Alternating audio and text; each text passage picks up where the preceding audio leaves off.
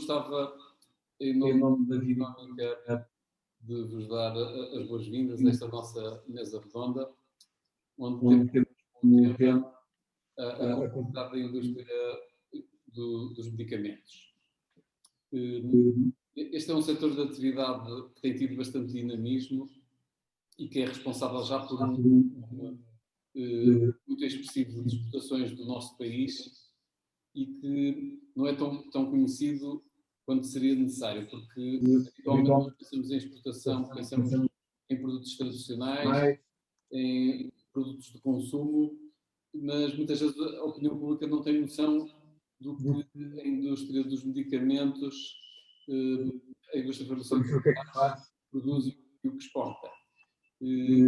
Atualmente, o volume de exportações já ultrapassa os milhões de euros, está acima do volume de exportações de setores conhecidos como o dos vinhos, e é um setor que tem a particularidade de criar emprego qualificado, está muito ligado a atividades de investigação, atividades de inovação também, e também é um setor que, ao contrário de todos os outros, onde a procura pode oscilar, na área dos medicamentos não há expectativa de nenhuma quebra de procura. Portanto, é um setor com grande futuro, com grande valor acrescentado.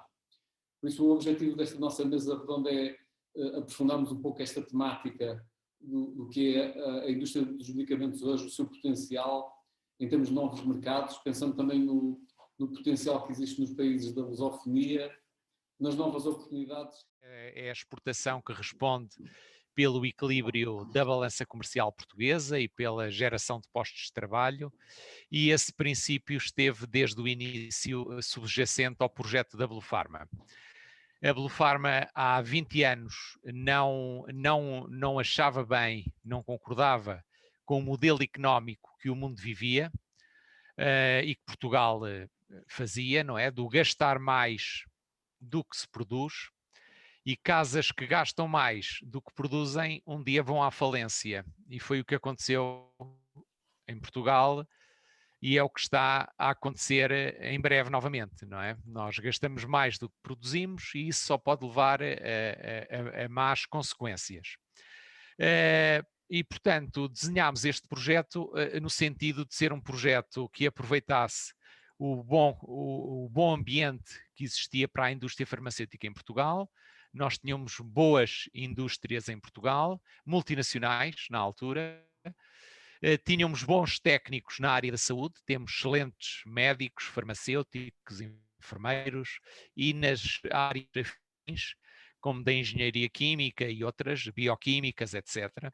E, portanto, tínhamos no fundo a mão de obra qualificada, tínhamos um país que tem investido e que investiu muito nos últimos anos na educação e, portanto, tínhamos muitos doutorados e tínhamos universidades com gente na área da saúde extremamente qualificada e, portanto, nós desde o início que tentámos fazer essa ponte com as universidades, aproveitando o que de melhor elas têm, pessoas que têm o nosso mindset, pessoas com sentido de mundo, com boas relações no mundo e com rigorosas cientistas que toda a vida trabalharam muito e, portanto, e que tinham, no fundo, os valores que nós achávamos importantes para desenvolver esta indústria. Assim o pensámos, iniciámos com uma estratégia direcionada para a indústria, portanto, nós queríamos ser industriais, queríamos alavancar essa indústria na investigação e desenvolvimento, portanto achávamos que o conhecimento, que era uma fatia muito importante da indústria, trabalhávamos em farmácia de oficina e sentíamos diariamente as necessidades dos portugueses de terem que trabalhar mais horas do que os nossos congêneres de outros países europeus. Tínhamos que trabalhar mais horas para adquirir o carro, para comprar casa, para educar os filhos e também para comprar uma caixinha de medicamentos. Portanto, era mais difícil em Portugal viver. E, portanto, propusemos nessa altura a democratizar o consumo de medicamentos, apostando na área dos medicamentos genéricos como uma forma de democratizar o consumo, de tornar os medicamentos um bem de consumo tão importante como este, acessível à população. Ao mesmo tempo que o fazíamos, colaborávamos com o Estado português, e o Estado somos todos nós. Tivemos sempre esse forte sentido de responsabilidade social e de agradar, no fundo, ao nosso cliente, que é o Estado, que é a grande entidade que comparticipa, que paga os medicamentos. E, portanto, fizemos poupar dinheiro ao Estado português, fizemos poupar dinheiro ao cidadão. E, portanto, os resultados que conseguíssemos ter dessa estratégia, pretendíamos investi-los em investigação e desenvolvimento. E, portanto, desta maneira, criar este círculo virtuoso à volta do medicamento. Passaram-se 20 anos desde o início e o que é que temos? Temos uma empresa que passou de 58 pessoas para um grupo de 20 empresas, portanto, em 20 anos criámos 20 empresas, de 58 pessoas passámos para um grupo de mais de 700 pessoas a trabalhar. Portanto, temos criado valor na região, foi o que nos propusemos desde o início, temos trazido ao mercado medicamentos acessíveis à população. Temos tido uma vertente exportadora importantíssima, porque quase 90% do que fazemos é para exportação. E, portanto, é desta maneira que festejamos o nosso 20º aniversário, como uma empresa hoje fortemente exportadora e que está neste momento com um plano de investimento muito forte, de maneira que festejar os 20 anos a investir e a manter sonho de fazer coisas com planos é de facto uma felicidade muito grande e que tenho esse orgulho de liderar este projeto e de o poder afirmar aqui convosco. Quais são os mercados que neste momento mais importantes para o vosso grupo? Os mercados mais importantes é o mercado europeu, com foco em França e na Alemanha. São os dois países que mais nos compram, mas exportamos praticamente para todos os países europeus. Podemos dizer que exportamos para os 5 cantos do mundo.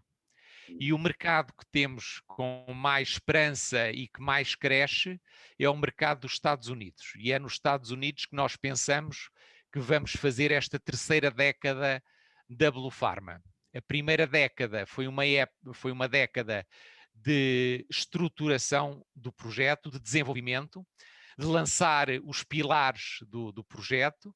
A segunda década foi uma década de consolidação do que estava feito nos primeiros 10 anos. Estamos neste momento a terminar essa segunda década e a lançar os alicerces para o crescimento e para a aceleração. Portanto, pretendemos que estes próximos 10 anos sejam anos de acelerar o nosso desenvolvimento e para isso estamos muito esperançosos e muito expectantes no mercado americano, no qual trabalhamos há mais de 10 anos e, portanto, e que esperamos que neste momento seja o nosso motor de crescimento. Mas exportamos também para a Ásia, para o Médio Oriente, para a África, para a América Latina, para a Austrália, por exemplo. Portanto, exportamos para os 5 cantos do mundo. Conseguem sempre o escoamento total da produção, não é? Não têm problemas de estoque, portanto, basicamente conseguem sempre... Isto é uma indústria com muitas barreiras à entrada, muito difícil de se fazer, com muita complexidade.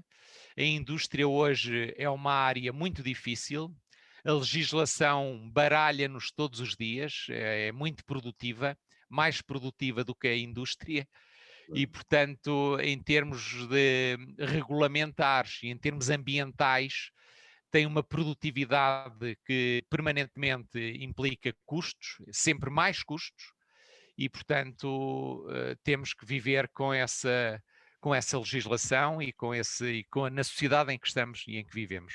Mas essa legislação é mais a nível nacional ou é imposta pela União Europeia? As duas. Temos algumas coisas impostas pela União Europeia, outras a nível nacional. Ok.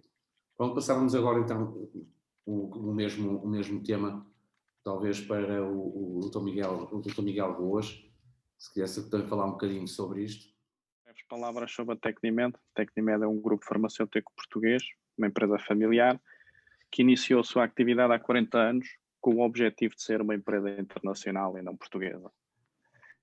E, naturalmente, achamos que a única forma de atingir este objetivo é ter a nossa própria investigação e desenvolvimento. E é isto que fazemos. Investimos o máximo que podemos em investigação e desenvolvimento para internacionalizar a empresa. Temos filiais atualmente em vários países e, tal como os meus colegas, exportamos praticamente a nível mundial.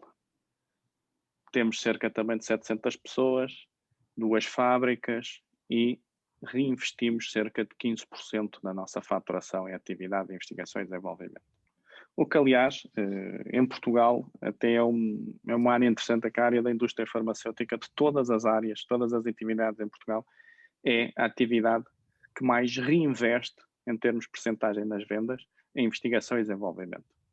Não tem o mesmo resultado em termos de novas moléculas desenvolvidas, mas demonstra efetivamente o esforço que há das atuais empresas portuguesas, que são estas que investem em investigação e desenvolvimento em Portugal, e realmente demonstram o esforço que as empresas portuguesas fazem para serem competitivas. Não é fácil. Portugal tem problemas de ADN, também do mercado, alguns custos de contexto, e naturalmente as empresas portuguesas tentam efetivamente ultrapassar estas dificuldades com muito esforço, penso eu, com uma gestão rigorosa e uma estratégia de investimento constante, resiliência constante, para se conseguirem bater com empresas maiores que conseguem ter um outcome maior em termos de produtos, de moléculas, mas em termos do investimento propriamente dito, é um esforço assinalável. Podemos dizer também que em Portugal a indústria farmacêutica é a que mais emprego qualificado tem nas indústrias transformadoras. Portanto, é mais um sinal também do que estamos a falar e do esforço que esta indústria faz. Infelizmente já somos poucos. Hoje temos aqui a Boa Pharma, temos só não, Tecnimed, e se juntássemos ao Vior, Medinfar e os Azevedos, teríamos quase toda a indústria farmacêutica nacional, mas os poucos que estamos, realmente temos feito um esforço de melhoria e de adaptação e de internacionalização, que eu creio que é de salientar. Isso vê-se no que foi dito, tanto no resultado das exportações que são feitas, e vê-se no facto de todas estas empresas estarem a crescer mais fora de Portugal do que dentro de Portugal. E convém ainda salientar que, apesar deste investimento, Portugal tem aumentado o desequilíbrio da sua balança comercial no que se refere a medicamentos. Temos um saldo deficitário e em 2019, são os últimos dados que eu tenho, a taxa de cobertura não ultrapassa os 40%. Portanto, estes são sem dúvida dados a ter em conta. Sabemos que esta pandemia motivou os governos a fazer uma análise das dependências que se criaram em alguns outros países com os quais é difícil competir em termos de custos de contexto, mas que efetivamente trazem outro tipo de problemas e que hoje em dia é preciso pensar. Quando diz que há poucas empresas portuguesas nesta área, significa que as estrangeiras estão a fazer também uma concorrência direta às portuguesas? Significa que em todos os setores a nível mundial tem existido uma forte concentração e a indústria farmacêutica não é exceção. Não só muitas empresas portuguesas foram adquiridas por empresas estrangeiras, como a nível mundial, mesmo as mega empresas têm feito fusões entre elas, criando grupos ainda maiores. Estamos a entrar a nível mundial numa fase onde as mega empresas conseguem ser um rolo compressor e quando falham ou quando não alcançam um resultado através da investigação e desenvolvimento próprio, ou quando não conquistam o mercado que querem, compram.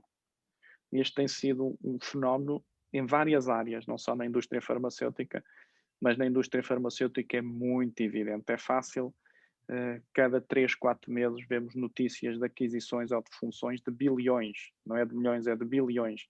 E isto naturalmente cria polos e competidores muito, muito fortes. É positivo ou é negativo para as vossas empresas, neste caso? Uma empresa alemã adquirir uma portuguesa. Agora, uma portuguesa para adquirir uma espanhola ou uma alemã tem que trabalhar 10 vezes mais, porque o nosso mercado é 5 vezes mais pequeno.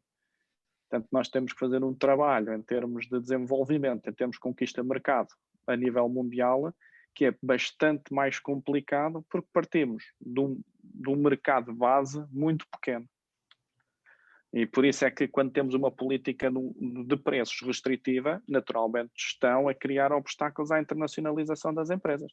Os mercados base são fundamentais para podermos investir, são simultaneamente, como o meu colega Paulo mencionou também, um mercado onde normalmente as empresas fazem a investigação e desenvolvimento e onde iniciam os seus investimentos, e tendo o mercado base de 10 milhões, naturalmente competir com empresas que têm mercados base de 50, de 60, de 80 milhões, temos um pouco mais de dificuldade. Mas não é por isso que não o fazemos, estamos a fazê-lo. O meu colega mencionou que a maioria das vendas vem da França, da Alemanha. O caso do Grupo Tecnimed é igual. Os países onde eu vendo mais são na Europa e nos Estados Unidos. Efetivamente, conseguimos ser competitivos ao nível de estarmos nos principais mercados, nos mercados regulares, a competir com essas empresas. E entenda-se também que ninguém consegue desenvolver tudo. Muitas empresas que nós conhecemos, multinacionais, têm produtos desenvolvidos pela Tecnimed ou pela Blue Pharma ou pela FHC. Portanto, às vezes não existe esta ideia no público, mas isto é uma realidade. Quais são os principais mercados que disse que estava a Tecnimed? A Tecnimed atualmente trabalha em 120 países, exporta para 120 países. Os países fundamentais da nossa faturação são no mercado europeu e os Estados Unidos. São os principais países hoje em dia para a nossa faturação.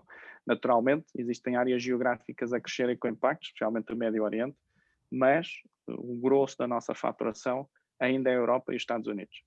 O Dr. Chaves podia também fazer uma introdução a este tema. O que é que sente em relação ao mercado, propriamente? Provavelmente a FHC Farmacêutica, que é o grupo FHC Farmacêutica, que tem várias empresas, deve ter sido a única empresa, entre todos, que iniciou o seu processo no mercado internacional. Ou seja, nós começámos a nossa vida em 1998 exportando medicamentos para a África, principalmente Angola, Moçambique, Cabo Verde, os Palopes. Essa foi a nossa forma de conseguirmos abordar o mercado e iniciarmos a nossa atividade. Percebemos muito rapidamente que a exportação pura e dura, que naquele caso não tínhamos produtos próprios, não tínhamos acordos de exclusividade, não havia nada que nos permitisse, de alguma forma, ter uma segurança futuro, não poderia ser a vocação da nossa empresa. E então, 2 ou 3 anos depois, decidimos virar-nos para o mercado interno e no mercado interno começámos por construir uma empresa, por criar uma empresa que foi uma empresa que se dedicou, mais uma vez, através das representações, através de alguns acordos internacionais, com a distribuição no mercado hospitalar. Portanto, foi uma outra empresa do grupo que se dedica ainda hoje ao mercado hospitalar. Mas esta atividade, este tipo de caminho, este nosso percurso, não era sem dúvida um percurso que não nos poderia criar um futuro muito risonho, porque nós precisávamos de algo mais desafiador. Então decidimos, em determinado momento, adquirir dar o primeiro passo na indústria farmacêutica com a aquisição dos laboratórios Basi. Os laboratórios Basi era uma empresa criada em 1956, em Coimbra, ali na terra de Paulo, que teve um percurso muito interessante durante muitos anos, mas que parou no tempo por falta de investimento, falta de investigação, falta de desenvolvimento e encontrava-se numa situação muito complicada e nós, portanto, no meio da turbulência, conseguimos adquirir o laboratório Basi e iniciar o processo de transformação dos laboratórios Basi. E esse processo de transformação dos laboratórios Basi iniciou-se com a construção de um laboratório de controle de qualidade em Mortágua, que é onde nós temos a sede agora, que ainda hoje é um dos maiores laboratórios de controle de qualidade que existe em Portugal e julgo que é o segundo, portanto, para além do Infarmed, que está certificado pela OMS. Não tenho a certeza se neste momento já há mais alguns certificados pela OMS, mas o nosso laboratório está certificado pela OMS, portanto é um dos que está certificado pela OMS. Entretanto, transferimos uma fase posterior para Mortágua também a parte do fabrico e construímos uma fábrica em 2012 ou 2010, 12, uma fábrica para produzir cremes, xaropes, ou seja, semissólidos e líquidos orais. Mas tínhamos um problema grande, não é? Portanto, agora tínhamos fábrica, tínhamos produtos, alguns produtos muito poucos, um portfólio muito diminuto, mas faltava-nos o melhor, que era mercado. Quando nós passamos da exportação, entre aspas, do que é dos outros e passamos a exportar o que é nosso, o planeamento é completamente diferente, a responsabilidade é completamente diferente, o risco é completamente diferente, então temos de ter uma abordagem do mercado completamente diferente. E foi isso que nós fizemos, começámos a construir a primeira fábrica, investimos 10 ou 15 milhões, começámos a desenvolver o portfólio, criámos um portfólio que neste momento temos 300 ou 400 produtos, esses 300 ou 400 produtos exportamos para 60 ou para 70 países, acabámos de construir agora, portanto, nós não temos grande habilidade na comunicação, portanto, acabámos de construir agora, em 2019, uma das maiores fábricas que existe em Portugal, que investimos 40 milhões de euros, em que fizemos uma fábrica para injetáveis de pequeno volume e injetáveis de grande volume.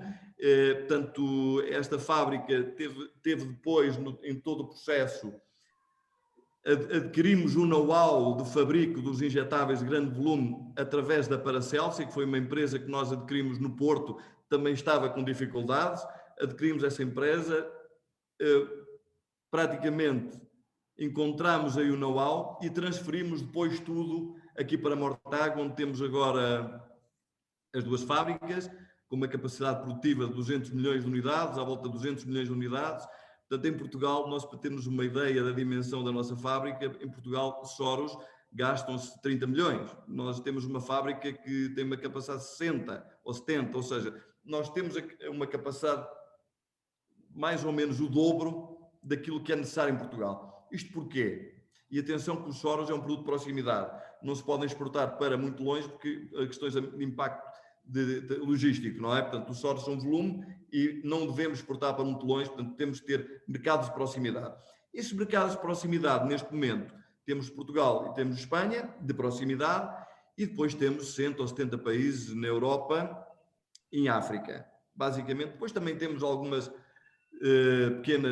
pequenos focos, portanto, em alguns no Médio Oriente, também na Ásia, mas são coisas que estão em desenvolvimento, mercados que estão em desenvolvimento, que ainda não têm o impacto que têm os outros mercados. O que é que nós fizemos? Desenvolvemos então o nosso portfólio.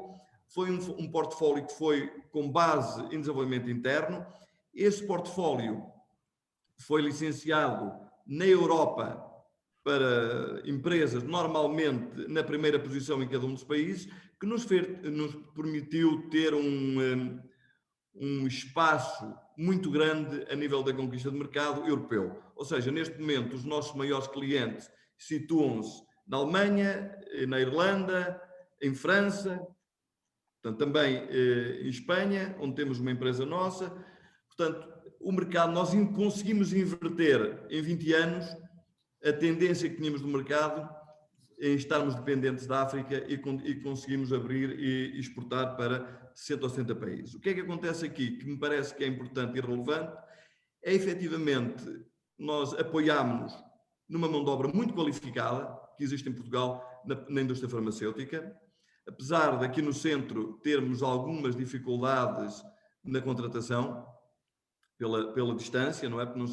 Mas ultimamente melhorou significativamente, até porque o país diminuiu o tamanho, tendo em conta as vias de comunicação nos últimos anos. Portanto, encontramos-nos no centro do país, conseguimos desenvolver aqui um projeto interessante, temos também à volta de 700 trabalhadores e temos, portanto, uma atividade transversal em toda a indústria farmacêutica. Ou seja, temos menos desenvolvida, portanto, estamos a apostar, a parte do desenvolvimento temos um grande investimento, a investigação é a parte que estamos a apostar agora, estamos aqui na tentativa da parte da biotecnologia, que será uma área de futuro, sem dúvida nenhuma. Já temos alguns projetos desenvolvidos e algumas parcerias que estão praticamente fechadas, que me parece que eventualmente nos próximos anos serão o drive do crescimento da empresa. Temos a área de distribuição farmacêutica em Portugal também, temos a área do hospitalar, também distribuição hospitalar, temos a parte da internacionalização, temos uma empresa também que presta serviços na área da saúde, também presta, portanto, a nível regulamentar, que é uma das áreas importantes da indústria farmacêutica, porque cria muitas barreiras à entrada. A indústria farmacêutica é uma indústria com muita dificuldade na entrada, e julgamos, e temos neste momento, temos no grupo um turnover, uma faturação de cerca de 330 milhões, portanto, em exportação fazemos 22% ou 23% de exportação, portanto, exportamos na ordem dos 70 milhões e estamos a crescer. Relativamente à questão da competitividade, que julgo que é o tema que nos traz aqui e que efetivamente será o drive do futuro e que deveria ser um tema central aqui já o temos como centralidade, mas deveria ser também mais centralizado a nível da nossa governação. Nós temos algumas dificuldades, para além daquilo que os nossos colegas já falaram, onde temos a questão das barreiras à entrada, o processo regulamentar. É um processo muito lento, não é? Um produto, desde que se desenvolve até que entra no mercado, desde que está disponível para ir para o mercado, pode demorar 2 ou 3 anos, dependendo dos mercados, não é? Portanto, ou 4 ou 5, portanto, há uns mais difíceis do que outros, e este processo é um processo que requer muito investimento, conhecimento e apoio diplomático, em muitos casos.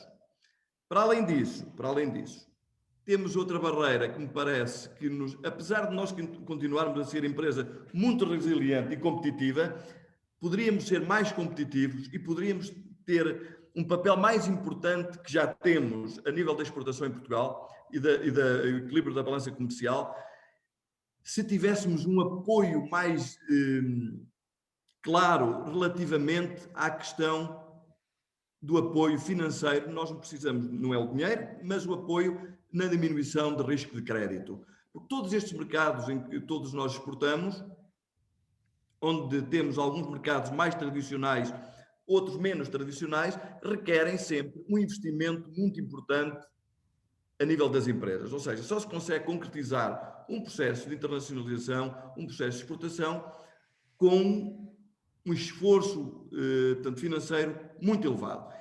Nós temos conseguido fazer isso, mas se tivéssemos um apoio como têm os nossos concorrentes, não é? Ou seja, se nós tivéssemos mais capacidade de risco, pudéssemos ter mais capacidade de risco, provavelmente com um apoio mais declarado, portanto, em alguns mercados mais arriscados, provavelmente poderíamos ter uma abordagem e um crescimento diferente. Ou seja, o valor acrescentado que nós temos poderia ser muito maior. Mas isso significa, peço desculpa, isso significa que quem é que teria que dar esse apoio? A banca? Vamos lá ver. Nós, em todos os países, existem mecanismos de apoio à exportação que normalmente obtêm garantias do Estado.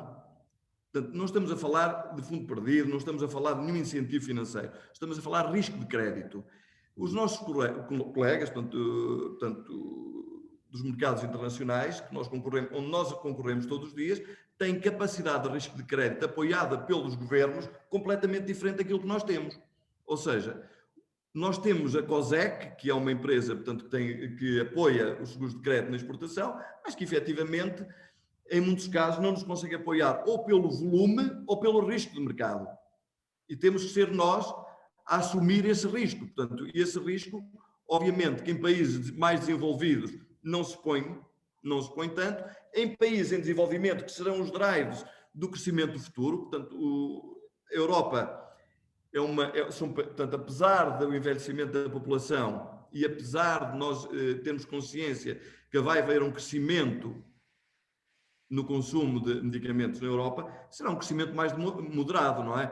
Um crescimento acentuado será provavelmente em África, na América Latina, portanto, os países menos desenvolvidos é que terem mais potencial de crescimento a nível de medicamentos que nós desenvolvemos neste momento em Portugal e que são os nossos genéricos e os produtos com alguma inovação, portanto, nas empresas que a têm, que não têm o nível de inovação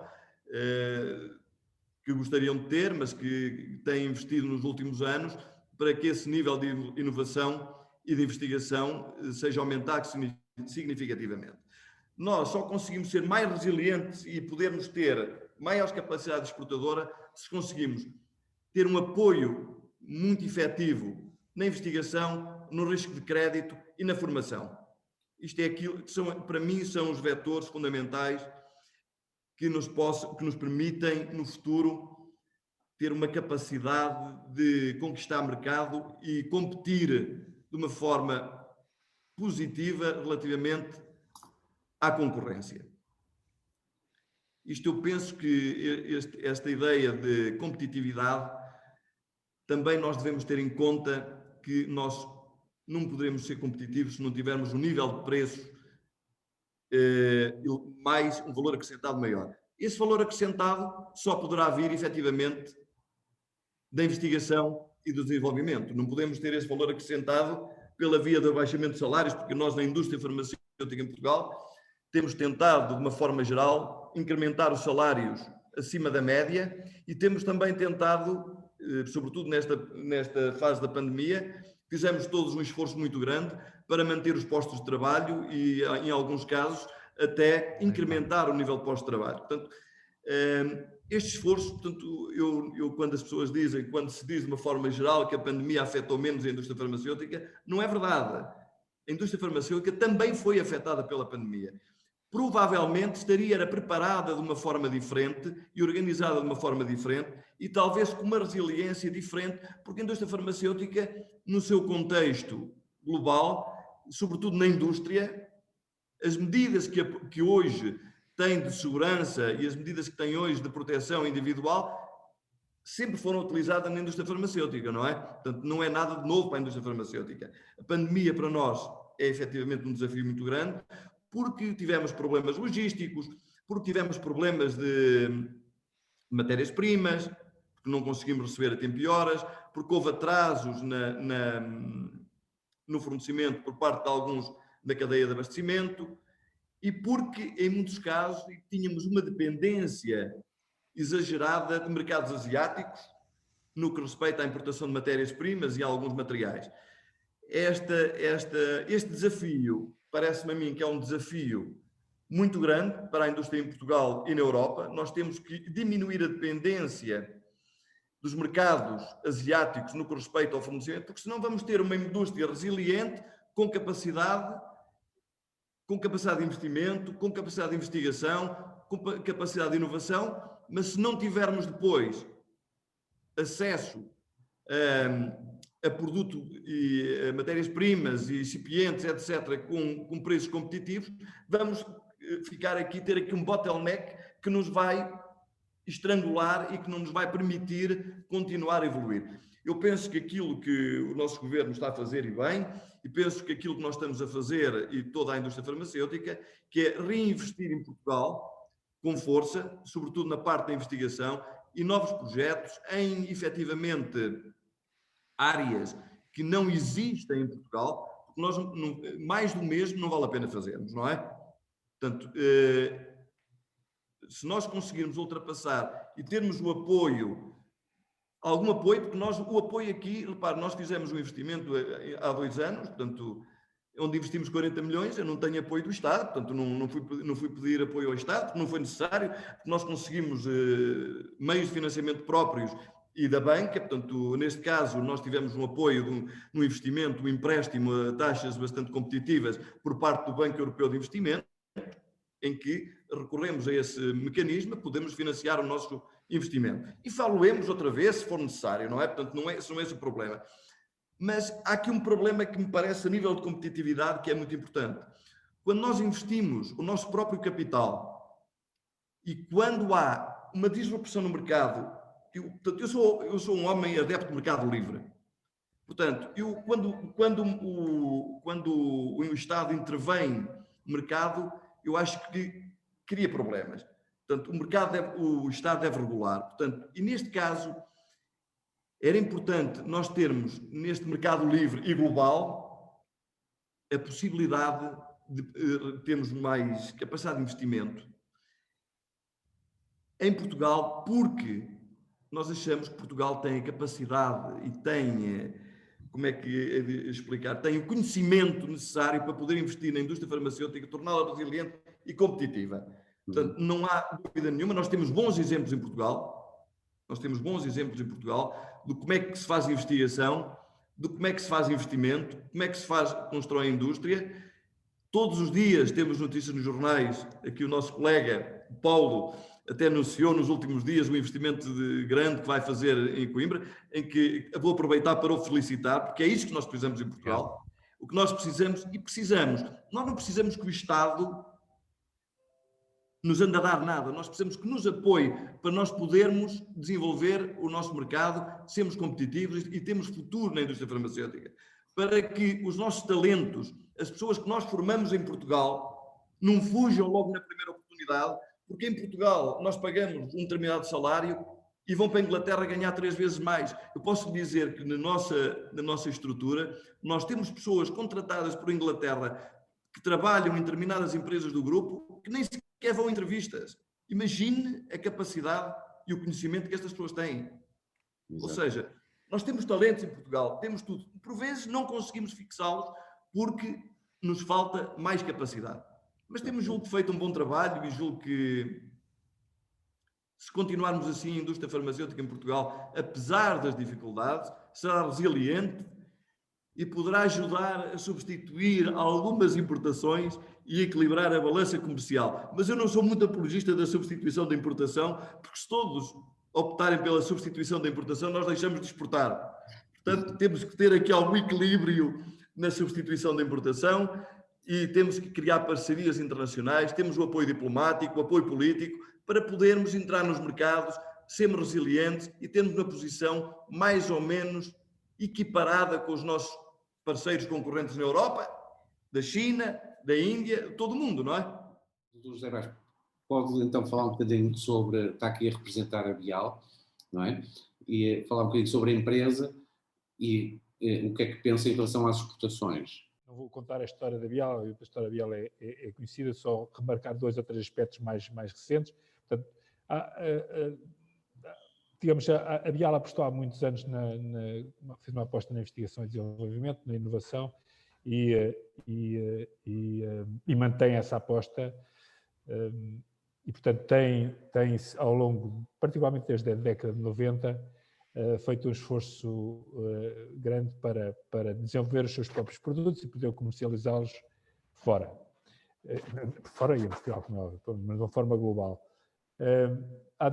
Desenvolveu 2 produtos, dois na área da neurologia, que é a área, digamos, prioritária para a área de investigação prioritária para a companhia, ao lado da área cardiovascular, mas o esforço da neurologia é importante.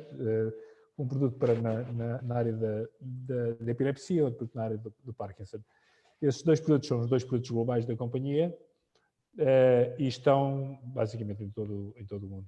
Estamos nos mercados europeus, estamos nos Estados Unidos, a FDA aprovou o ano passado, já tinha aprovado a epilepsia há uns anos atrás, e aprovou o ano passado o Ongentys, o produto para o Parkinson, e estamos na Ásia, temos os produtos no Japão e na Coreia. A opção, a estratégia foi estar presente numa primeira fase como subsidiária Bial nos países da Europa e, portanto, temos subsidiárias Bial nos 5 países grandes da Europa. Digamos, o mais recente é a França, estamos a abrir França agora, que foi o último dos países da Europa a ser aberto, mas de resto estamos em Espanha, Itália, Alemanha, Inglaterra e agora França.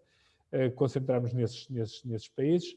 Nos outros países estamos através de parcerias e depois nos Estados Unidos, que é o nosso segundo mercado hoje, os Estados Unidos representam para nós hoje o segundo mercado,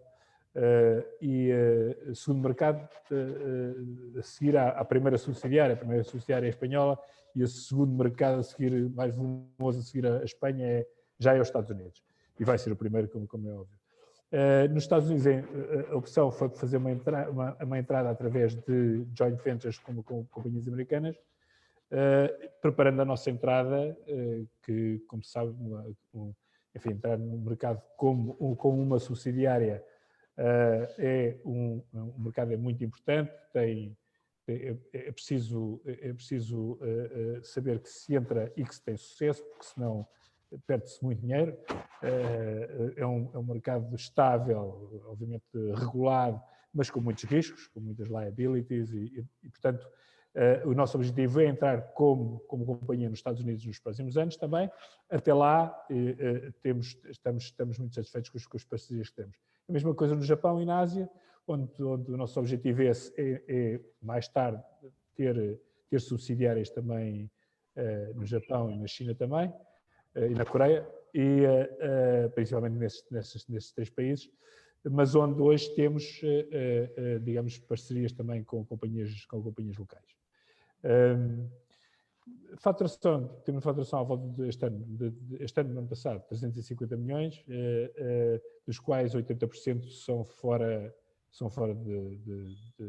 de Portugal. Portanto, temos todo o negócio fora. Sendo a nossa aposta em inovação, nós investimos cerca de 20% da faturação em investigação, andamos à volta dos 50, 55 milhões de cada ano, o que é muito pouco para quem quer investir em investigação em valor absoluto. Obviamente é muito se olharmos para a percentagem de vendas, que são quase 20%, à volta dos 20% de vendas. Portanto, e temos 2 centros de investigação, temos um centro no Porto, e adquirimos uma companhia que só tinha investigação em sistema nervoso central, uma companhia americana em Boston, em Cambridge, em Boston, e portanto hoje temos esses 2 centros que só fazem I+D.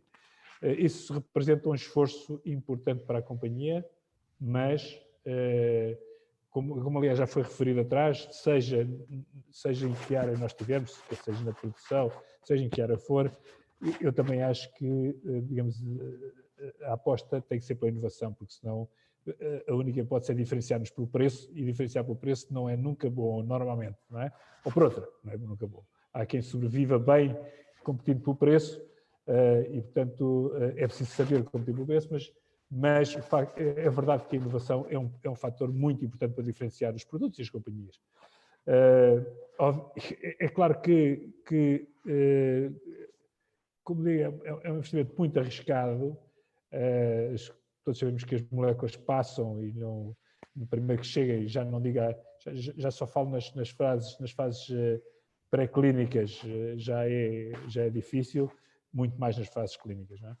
Portanto, perde-se, ou pronto, não se perde, não é dinheiro que seja perdido no sentido em que é inútil, mas perde-se muito dinheiro para lançar um produto, para selecionar um produto que depois chegue ao mercado e ultrapasse as regras de segurança, eficácia e depois as regras regulamentares de aprovação nas diferentes autoridades regulamentares dos países.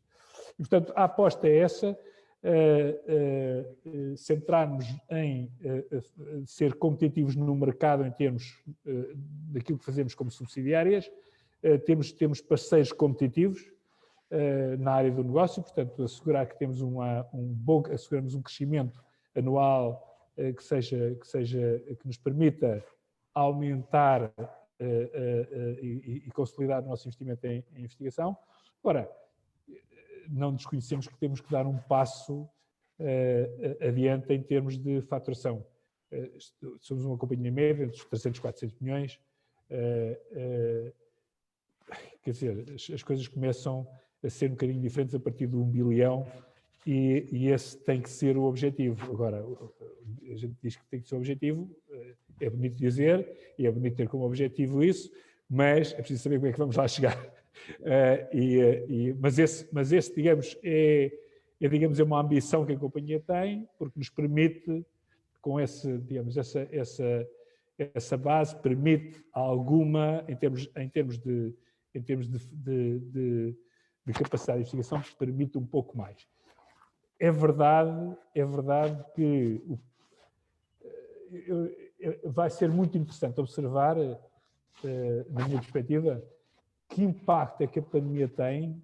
Falámos no impacto que a pandemia tem na indústria, teve na indústria, já foi falado no supply chain, na cadeia mas teve também no negócio em si, porque o que aconteceu em Portugal foi 6 milhões de consultas menos, à volta disso, mas que olhámos para todos os países, houve uma redução de 30%, 40% do número de consultas, isto é, do número de doentes a ir ao médico, ia ser medicamentos, etc.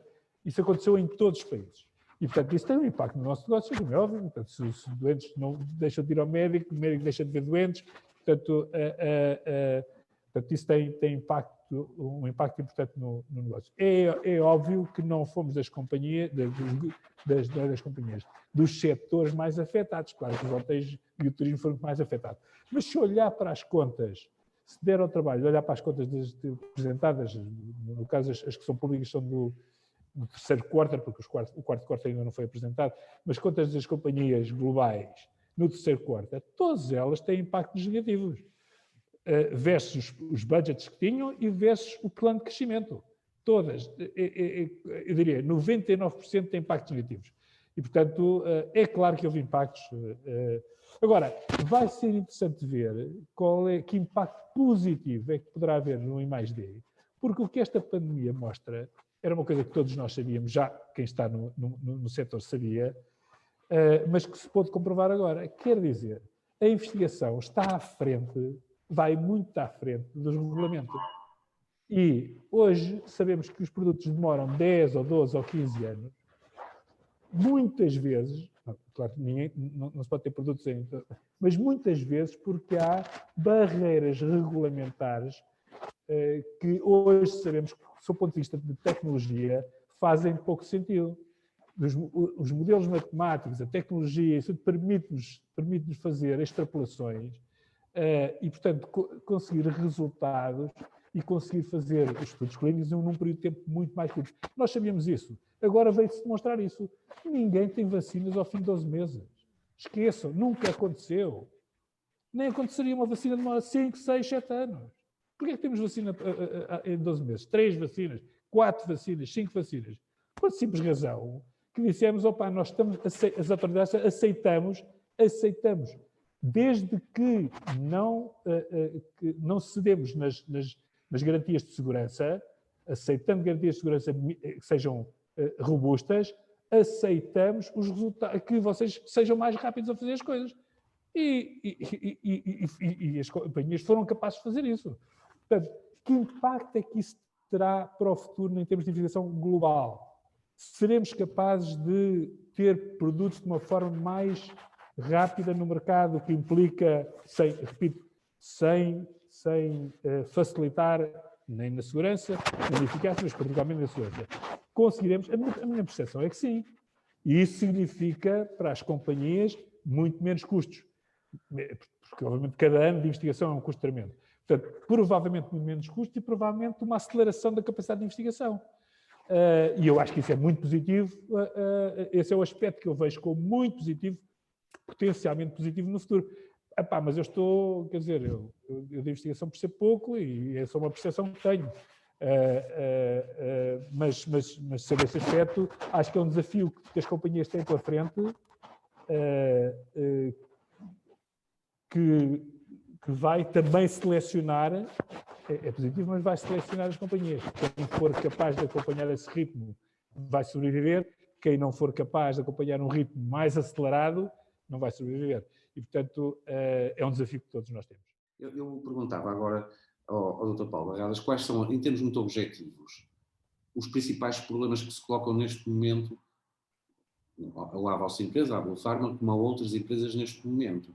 Já falamos aqui um bocadinho das questões regulamentares, falamos também muito por alto da questão dos preços, mas há problemas, se calhar, graves que têm de ser ultrapassados, não é? Porque isto nota-se, e daquilo que os senhores agora referiram, que é um mercado que tem potencial de crescimento e que parece que está assim preso, não é? É preciso, se calhar, introduzir alterações. Sem dúvida. Eu gostaria só de fazer aqui dois comentários rápidos antes de lhe responder à pergunta. Um que foi já abordado pelo Miguel Ruas e pelo Joaquim Chaves. O Miguel Ruas falou dos preços que temos em Portugal muito baixos. O Joaquim Chaves falou do risco de crédito também, que não existe apoio. E eu gostaria de falar que o principal problema que nós sentimos aqui na Blue Pharma, que é a retenção de talentos. E acho que isso que vai ser transversal a todas as empresas, reter talentos em Portugal, porque hoje é muito fácil viajar, é muito apetecível para os jovens irem para fora, e temos um problema fiscal difícil de ultrapassar em Portugal, porque eu considero e tenho dito que os empresários já pagam bem, mas as pessoas recebem mal. E, portanto, os impostos são de tal maneira elevados e agressivos que se transformam neste estado de coisas. E, portanto, as pessoas vão embora. E, portanto, esse é o nosso principal desafio. Em relação ao Dr. José Bastos, eu cumprimento também, e gostei muito de ouvir, tal como os colegas anteriores, dizer que esta pandemia é uma esperança muito grande para a humanidade. E é uma esperança muito grande porque estamos todos no mesmo barco e fomos todos remetidos à nossa humildade. E, portanto, um dos valores que a Bluepharma tem defendido desde sempre é o valor das parcerias. Nós somos gente que adora fazer parcerias com os nossos concorrentes, que não lhes chamamos nunca concorrentes, são nossos parceiros, parcerias na área da investigação e desenvolvimento e, portanto, muito abertos a este tipo de cooperação. E esta pandemia trouxe-nos também esse bom exemplo em que, para andarmos depressa e numa situação, como foi dito, que sabíamos que a investigação e desenvolvimento em medicamentos é insustentável do ponto de vista financeiro e do ponto de vista da saúde pública das populações, a sociedade não pode continuar à espera tantos anos e ter acesso a medicamentos tão caros porque se demoram estes anos todos a chegar ao mercado, e está visto que de repente, porque era necessário, se ultrapassaram todas as burocracias e os burocratas, e de uma forma inteligente e segura e eficaz, com qualidade, que são os 3 requisitos que os medicamentos têm que cumprir, serem medicamentos de qualidade, seguros e eficazes, que é possível fazer mais em muito menos tempo e com muitos menores custos.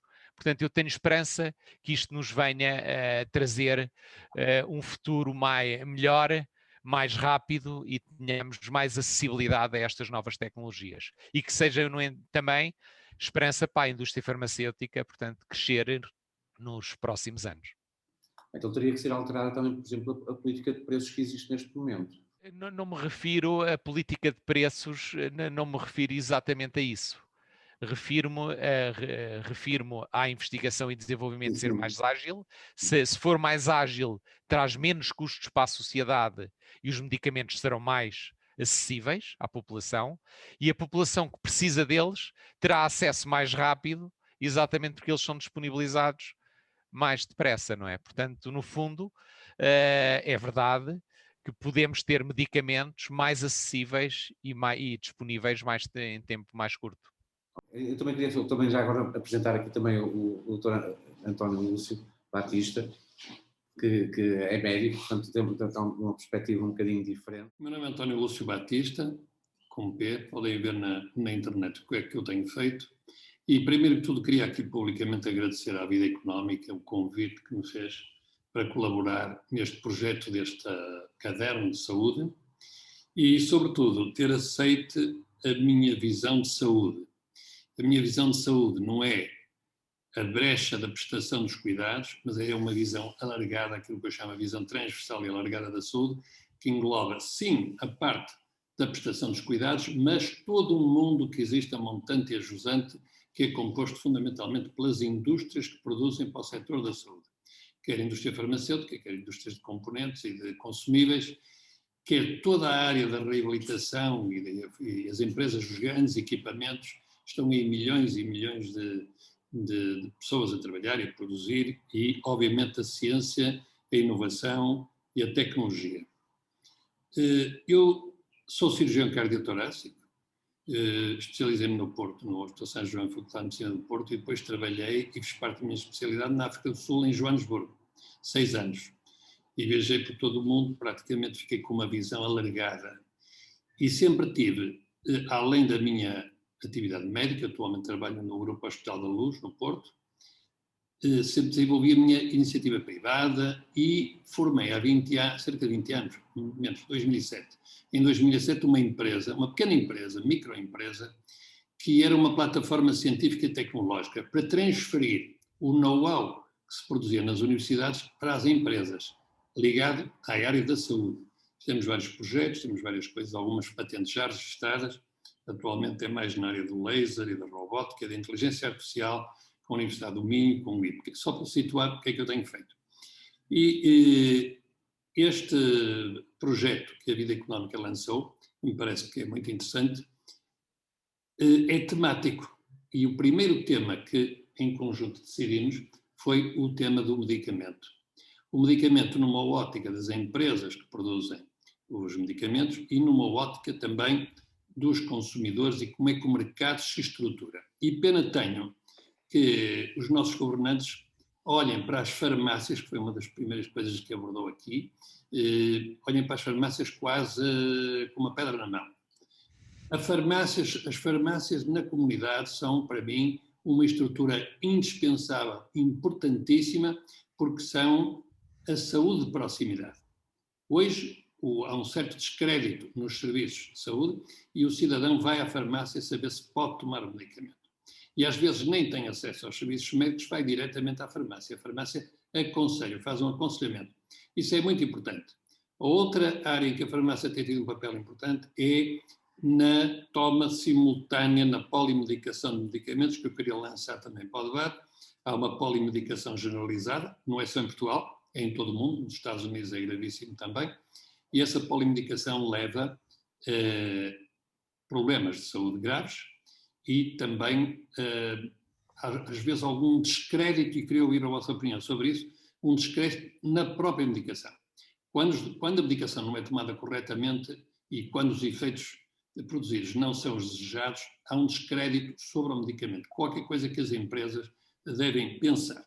Aqui há uns tempos apresentamos à Comissão Europeia, eu digo apresentamos porque é um pequeno grupo de reflexão, um documento chamado Fair Cost Healthcare, e a primeira linha foi aqui focada, penso que por todos os intervenientes, era menos barreiras à entrada de novas empresas na indústria da saúde. Existem barreiras excessivas. Concorrência baseada na criação de valor e por aí fora. Portanto, isto era para situar o que é que eu faço, porque é que eu acho este projeto interessantíssimo e estou muito entusiasmado com ele em colaborar aqui com a Vida Económica. É que há aqui coisas que eu já aprendi hoje, eu hoje já aprendi aqui com todos vocês bastante, e fiquei com esta ideia do que é que está a passar no setor da saúde, das indústrias da farmacêutica, e algumas coisas que eu já sabia. Por exemplo, outro dia li um artigo de passagem sobre a Irlanda, onde existem grandes incentivos à exportação. Exportação de vários produtos, que é ao contrário do que se passa em Portugal, que são as barreiras, as objeções, a carga fiscal. Eu penso que os governos têm atuado de forma a complicar a vida às empresas. E neste documento que apresentamos à Comissão Europeia, esse ponto está focado. Outro ponto que foi aqui também focado pelos intervenientes é a questão da inovação e da investigação científica. Há uma investigação científica, eu estou a trabalhar com 4 universidades como consultor e a dar apoio, e vejo que há dificuldade nos jovens cientistas, mesmo quando têm projetos que são interessantes, fazê-los chegar às empresas. Há barreiras para chegar às empresas. E as pessoas começam até a ter medo de abordar as empresas, porque ou não são compreendidas, ou não têm quem as ouça, e propusemos neste documento a criação de uma linha verde investigação em empresas. Qualquer coisa a nível europeu em que as empresas na sua página colocam se estão interessadas em inovação e em que áreas de inovação estão interessadas. Isso permitiria aos investigadores rapidamente saberem quem é que quer o quê. Voltando às 2 coisas que eu queria focar hoje, uma é a questão da polimedicação. Polimedicação que nós assistimos no consultório, e eu trabalho em zonas de cidade e em zonas mais rurais, e encontro doentes que chegam ao consultório e despejam um saco de 15 medicamentos, ou 20, o que eu chamei já em artigos publicados a doença do saco. Esses doentes normalmente passeiam-se com um saco de medicamentos e com um saco de exames subsidiários. quando analisamos os medicamentos, às vezes temos repetição de 2 ou 3 medicamentos com o mesmo princípio ativo. Isto deve-se, nós já analisamos isto, deve-se a uma má estruturação das consultas, que os médicos não têm tempo, ou não usam, não sabem o que é que o doente está a tomar, não perguntam, e depois há todo este choque. Eu analisei alguns números, também estão aí publicados, dos Estados Unidos. Estados Unidos, 28% das idas à urgência são por problemas causados por polimedicação, interação medicamentosa. E se fosse causa de morte, tem este número de 5% das mortes serão causadas por efeitos perversos da toma de medicamentos em simultâneo. O último ponto que lançava, há muito esta ideia de que os medicamentos do futuro vão ser os medicamentos celulares e genéticos. Isto dentro de um triângulo de 3 linhas para a saúde do século XXI. Os autocuidados, nas quais também temos alguma experiência e estamos a trabalhar, as plataformas de inteligência artificial, que também, obviamente, interferem com a área do medicamento, e os medicamentos geneticamente fabricados e celulares. E era só estes pontos que eu queria lançar. Claro que esta aprendizagem que eu tive com as vossas apresentações é interessantíssima.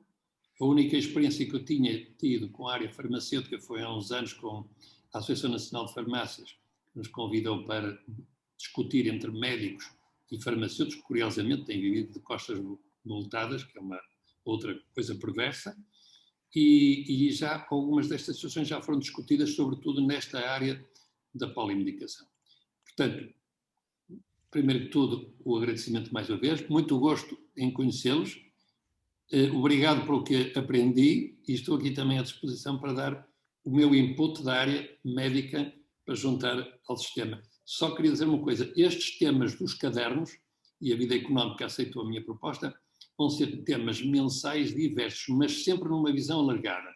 Se for desporto e saúde, cá temos as empresas de todo o lado.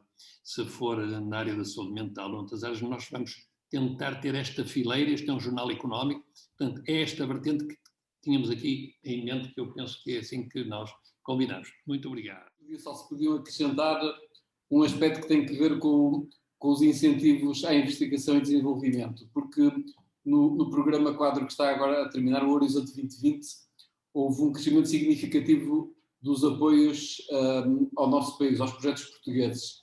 E eu pedia só para comentar se neste crescimento que houve foi praticamente uma duplicação, se houve um contributo ou uma participação importante da indústria farmacêutica na captação, na apresentação de projetos e captação de incentivos.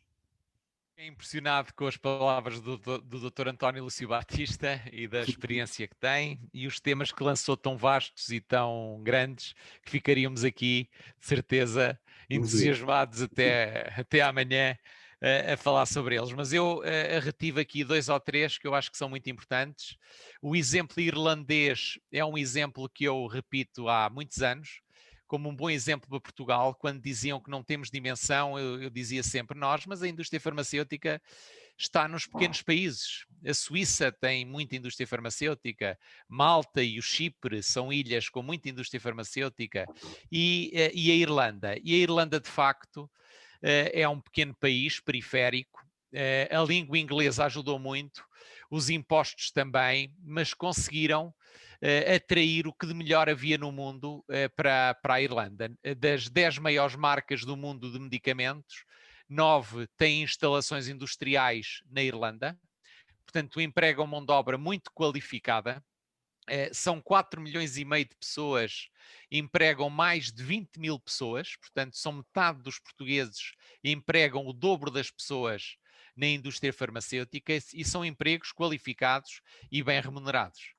E, portanto, a Irlanda é de facto um belíssimo exemplo para o que se pode fazer e para o que deveríamos também olhar e, portanto, não somos piores, somos melhores que muitos, mas temos vindo a ficar nos últimos lugares, saiba-se lá porquê. De maneira que a Irlanda eu penso que é um bom exemplo que devemos seguir. Dizer-vos também que na Irlanda ainda um outro indicador que eu tinha era que 30% das exportações irlandesas são produtos farmacêuticos, o que é admirável, não é? para um país com aquela dimensão e periférico como é, ter esta dinâmica. Dizer-vos também que farmácias, eu trabalhei em farmácia, conheço relativamente bem a área e tive sempre uma frustração muito grande com os doentes polimedicados, que são os grandes clientes, entre aspas, dos medicamentos, porque a formação tanto dos médicos como dos farmacêuticos em geriatria é muito pobre. São áreas novas, a esperança média de vida tem vindo a aumentar nos últimos anos de forma impressionante e, portanto, hoje lidamos com uma quarta idade que temos que saber lidar com ela. E, portanto, tanto do lado dos médicos como dos farmacêuticos, ter mais formação, melhor formação, mais especializada em geriatria e nestes cuidados médicos e farmacêuticos era, de facto, muito importante. Sobre os incentivos à investigação e desenvolvimento, há de facto muitos incentivos. Eu sou uma pessoa que não me tenho nunca queixado do Estado nesse aspecto, não é? Deixem-nos trabalhar. Há de facto um pacote financeiro muito forte para as empresas que apostam no ID, para a relação com as universidades, portanto, desde há 20 anos e desde que Portugal, com o nosso primeiro-ministro Guterres, presidiu à Comissão Europeia, que se estabeleceu a chamada Estratégia de Lisboa, ou a Estratégia do ano 2000, de transformar a Europa numa economia do conhecimento, portanto, com mão de obra mais sustentável e sustentada e melhor remunerada. E, portanto, desde aí que tem havido esta orientação de relação entre empresas e universidades. E, portanto, não faltam incentivos, faltam boas ideias e bons projetos. Portanto, aí a verdade seja dita que, portanto, eu acho que que as ferramentas estão lá, há que saber procurá-las e desenvolvê-las. Sobre a página da NET, achei-me muita piada e acho que é um bom ensinamento colocarmos as necessidades que temos e o que é que procuramos em termos de ID, de forma a habituar os universitários e os investigadores de forma fácil procurar as empresas e perceberem o que é que elas estão à procura e, portanto, aumentar essas parcerias. Vou tentar não repetir com o que o meu colega Paulo tocou, para podermos ter aqui alguma diversidade e pontos de vista diferentes. Também foi com muito gosto que ouvi o Dr. António e realmente é interessante ter pontos de vista abrangentes e tem uma vasta experiência e trouxe aqui alguns temas muito importantes. Gostaria de tocar nos pontos não tocados. A polimedicação é um tema complicado, mas efetivamente já foi referido também pelo Dr. José na Bial quando falou. A pandemia trouxe-nos muitas alterações na relação entre as farmacêuticas e os médicos. E uma das alterações é que efetivamente, e também penso que a nova geração de médicos, isto também não é uma crítica à geração anterior, porque não são todos iguais, nem se pode rotular tudo da mesma forma, mas a nova geração de médicos também vai ser habituada a trabalhar de uma forma diferente e eu penso que se vai dar muito mais valor à eficácia dos medicamentos e às vantagens que eles trazem e que isto de futuro irá ser melhorado. Existe também muito mais informação da parte dos utentes, são consequências da internet, por vezes más, por vezes muito más. Também há uma tendência da automedicação que é extremamente negativa e aí, felizmente e bem, os farmacêuticos têm um papel fundamental. E da parte das empresas existe um investimento enorme na compliance.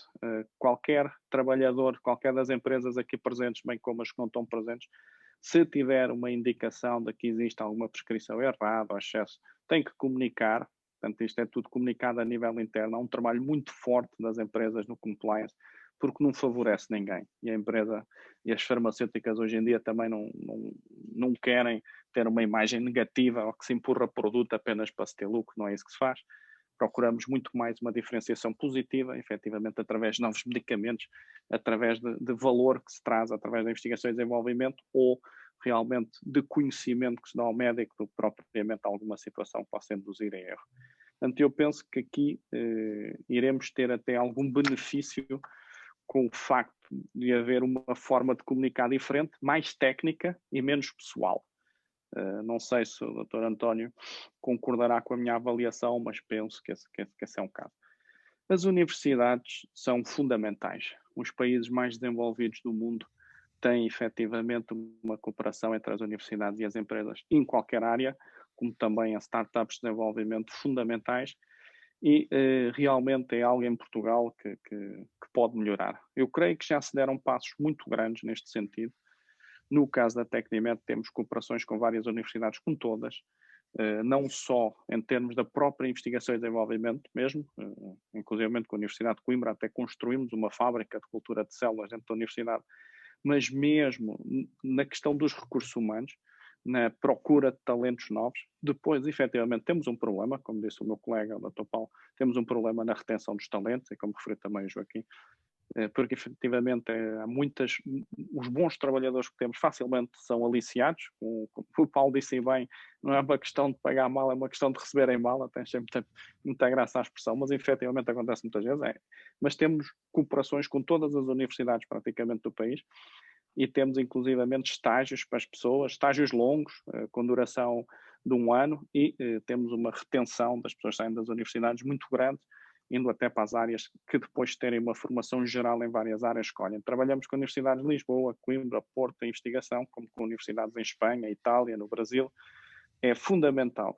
E creio que temos evoluído muito, quer da parte das universidades, como o Dr. António referiu e bem, existe já uma percepção de que esta parceria é fundamental, quer da parte das empresas, sendo que existe naturalmente ainda alguma visão diferente. Nós somos muito focados em chegar ao mercado, e as universidades muitas vezes têm um ponto de vista mais teórico, mas quando há realmente uma capacidade de diálogo, conseguimos ter bons projetos. Aqui a questão dos preços, enfim, acho que isso é uma questão que não tem solução. Fala-se muito do alto custo do produto original que traz valor acrescido, o baixo custo do genérico, um não pode pagar o outro, tem que haver um equilíbrio. E efetivamente as empresas só podem investir, e aqui chocamos também com os incentivos e com o futuro e com o que se vai passar. As empresas só podem investir se tiverem margem. Essa é que é uma realidade. Uma empresa, se não tiver margem, não pode investir e, como tal, não se criará conhecimento. E nós, hoje em dia, estamos também aqui numa situação da indústria de alguma mudança. Dizem os estudos, e vamos ver se confirma ou não, que efetivamente as tecnologias convencionais estão a perder valor para as chamadas biotecnologias, ou tecnologias mais avançadas. Estima-se que até 2026 a 2027 estas novas tecnologias venham a conquistar 35% a 40% do mercado. Mais provável é que tenham 35%. Portanto, efetivamente, nós, as empresas que estamos aqui, vamos ter também que ter um esforço adicional e de ter tecnologias que hoje podemos não dominar, que têm um alto custo e que obrigarão a um esforço e a um ganho de know-how adicional. E isto, naturalmente, tem custos. A solução não é só o investimento no governo ou não. Eu penso, aliás, que o maior incentivo que em Portugal pode existir é a baixa dos impostos. Realmente, aqui pagamos impostos por tudo e por nada, diretos e indiretos, e acho que a redução de impostos seria o maior incentivo que podia haver, não só para a indústria farmacêutica, mas para todo o país. E seria uma medida, e quando falamos da Irlanda, a única diferença é esta, portanto, tem apenas, o que explica no sucesso da Irlanda é só isto, é um quadro de impostos que é cobrado a quem produz riqueza, que efetivamente incentiva as pessoas a investir localmente, porque vão ter uma taxa de imposto reduzida, e o imposto que temos em Portugal é, dito também pelos estudos internacionais, o segundo mais alto a nível mundial, não é sequer do espaço europeu, é a nível mundial. Isto realmente é uma coisa inconcebível para um país que tem um salário mínimo como o que nós temos e que tem um salário médio como o que nós temos. É algo realmente inacreditável. Não sei se é uma má gestão pública a nível governamental. Realmente as empresas têm que trabalhar e esforçar-se muito. Creio que o Dr. Paulo também referiu, temos de trabalhar mais para poder comprar o mesmo, e esta é uma realidade e deriva muito da gestão pública que temos. Os incentivos para projetos. Eu acho apenas que, se existem, naturalmente as empresas devem utilizá-los, e devem utilizá-los para criar valor para as empresas e naturalmente para criar valor para o país. E na nossa área, quando se fala em investigação e desenvolvimento, falamos sempre de grandes investimentos. Nunca falamos de investimento curto. Às vezes acham que isto é fácil ou que será com 500 mil, 1 milhão, 3 milhões que vamos lá? Não vamos, realmente os projetos têm grandes custos. E se os incentivos tiverem regras transparentes e forem aplicados tendo em conta o valor que os projetos podem trazer, naturalmente devem ser utilizados. Todos nós nos candidatamos com os nossos projetos, é preciso que as regras sejam claras. Em Portugal, às vezes temos aqui umas contradições, é que o facto de sermos uma grande empresa, ou ser uma empresa que é forte e está estável e tem lucros, fica excluída de ter qualquer ajuda ou de poder participar em muitos fundos. É um bocado um contrassenso, mas também é uma realidade que temos. E penso que, de um modo geral, enfim, tentei tocar nos pontos que o Paulo não se focou tanto. Espero também que os meus colegas tenham ainda espaço e diversidade para poder ter outras opiniões, seguramente estão, mas também foram tantos temas que o Dr. António trouxe para cima da mesa que eu acho que haverá sempre espaço para opiniões divergentes e complementares. Mais uma vez, portanto, repare, eu, perante estes colegas todos e toda a informação que foi disponibilizada, preciso só de agradecer ao Dr. António estes temas que introduziu, que são disruptivos e em alguns temas são de alguma forma disruptivos. Nós, por vezes, não olhamos para eles com uma profundidade tão grande, porque provavelmente estamos dedicados a outras coisas, portanto, ou temos outros objetivos, mas são efetivamente temas que são uma drive importante no futuro da indústria e no futuro de Portugal. Relativamente àquilo que os colegas, só queria frisar e voltar a frisar que a questão da Irlanda é efetivamente muito importante. Não podemos deixar a competitividade da Irlanda, eu julgo que é flexibilidade do ponto de vista fiscal, uma flexibilidade grande do ponto de vista fiscal. É também a cooperação internacional que a Irlanda tem, pela via, portanto, ali com a Inglaterra. Não sei se eu li um estudo há muito pouco tempo, nos últimos 2 anos, julgo que a Inglaterra investiu, acho que foram, portanto, o governo inglês, portanto, os fundos ingleses suportados pelo governo inglês, acho que foram 7 bilhões de dólares ou de euros em biotecnologia, em novas tecnologias de saúde. Portanto, são coisas que para nós são uma miragem, para Portugal é uma miragem, não é? Portanto, nós temos que ir paulatinamente, portanto, e tentar, de alguma forma, fixar os talentos que pudermos, ou seja, tentarmos, com a pouco que temos, gerir bem, gerir melhor, para podermos paulatinamente aproximarmos e convergirmos com a Europa e com os outros países que estão efetivamente já mais avançados nesta área da investigação, desenvolvimento e propriamente numa indústria mais disruptiva. A biotecnologia e as novas tecnologias são sem dúvida um suporte. A tecnologia, de uma forma geral, a inteligência artificial, obviamente que serão um caminho muito importante para resolver uma série de problemas que nós temos hoje, mesmo acerca da polimedicação, a forma como nós interagimos com o paciente, a forma como a própria indústria interage com os governos, portanto, ou seja, o domínio da informação no futuro vai ser mais abrangente e terá desvantagens, obviamente, mas terá muitas vantagens, permitirá haver uma base de trabalho, de informação mais profunda, que nos permitirá avançar mais rápido. Portanto, eu julgo que esta questão, o desafio da pandemia, fez avançar de uma forma muito mais célere tudo aquilo que para nós eram tabus e que onde nós encontrávamos sempre um problema.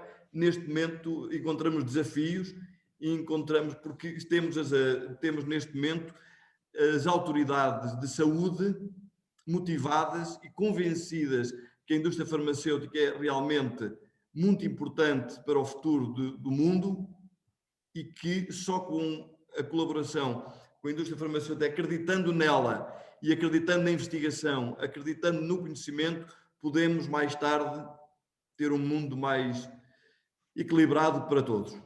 E julgo que não vale a pena acrescentar mais nada, porque efetivamente já vai. Estendi e julgo que já foi tudo dito. Pronto, então, para terminarmos, íamos ainda ouvir o Dr. José Bastos. Sim, eu gostaria mais de centrar digamos, na parte da inovação e desenvolvimento e da investigação. Antes disso, gostaria também de só tocar um segundo no tema da Irlanda, porque é muito interessante, já falámos todos disso, mas com a União Europeia nova, infelizmente, sem o Reino Unido, é muito interessante verificar que o primeiro país exportador, não estou a falar de medicamentos, é a Alemanha. O segundo, o terceiro, o quarto e o quinto são países da nossa dimensão. Irlanda, Bélgica, Holanda e Suíça. E, portanto, não são países grandes, são países pequenos.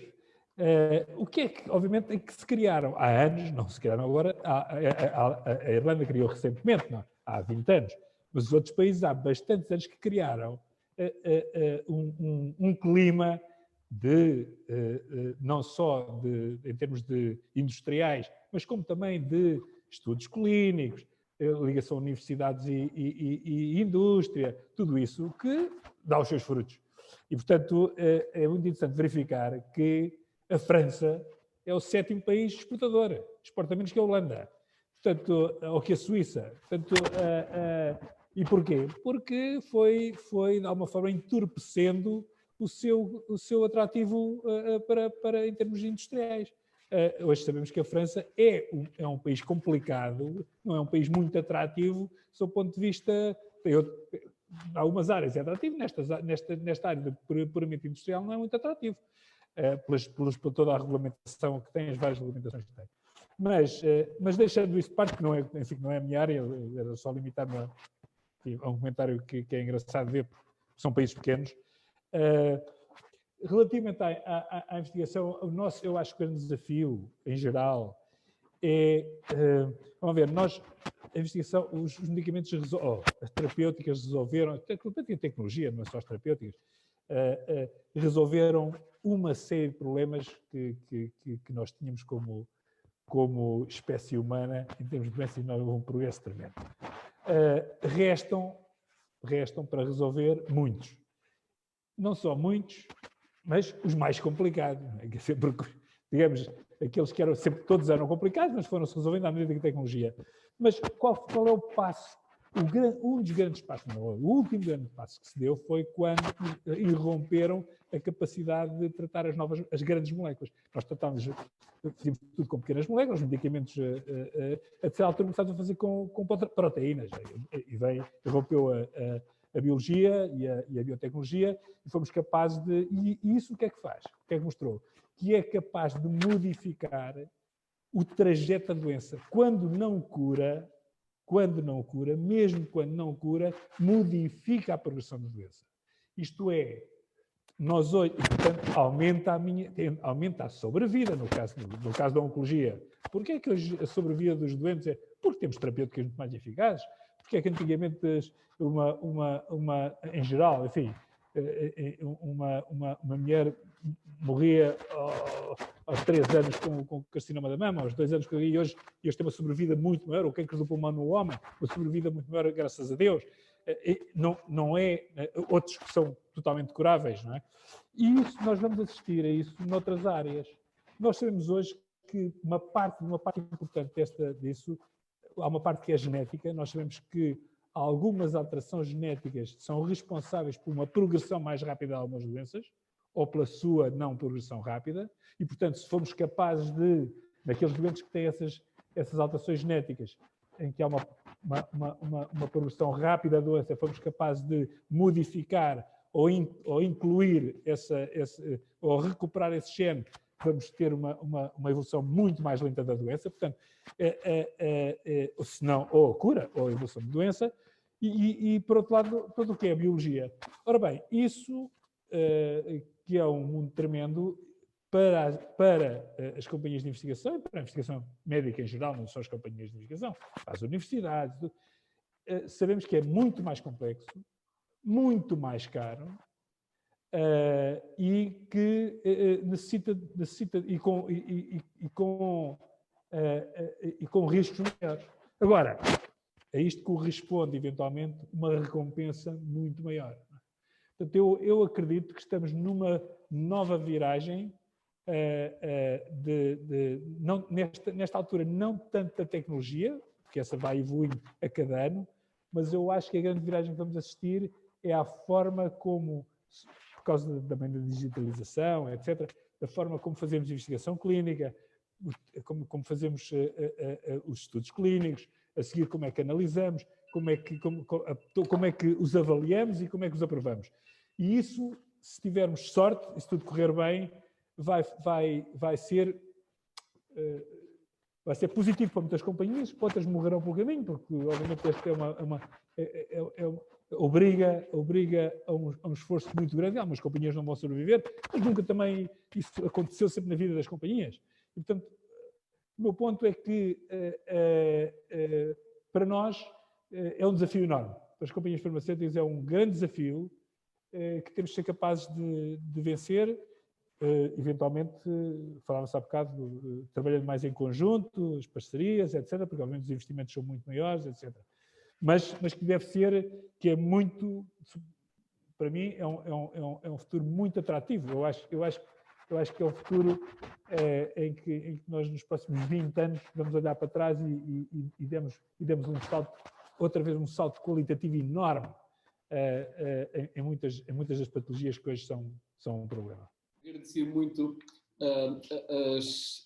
as várias intervenções, pela espontaneidade, também pela profundidade com que abordaram os desafios e, pela nossa parte, enquanto Jornal Vida Económica, ficamos bastante satisfeitos pelo potencial que tem este setor, também pelo empenho dos intervenientes, e vamos transmitir uma parte daquilo que aqui foi dito no próximo caderno sobre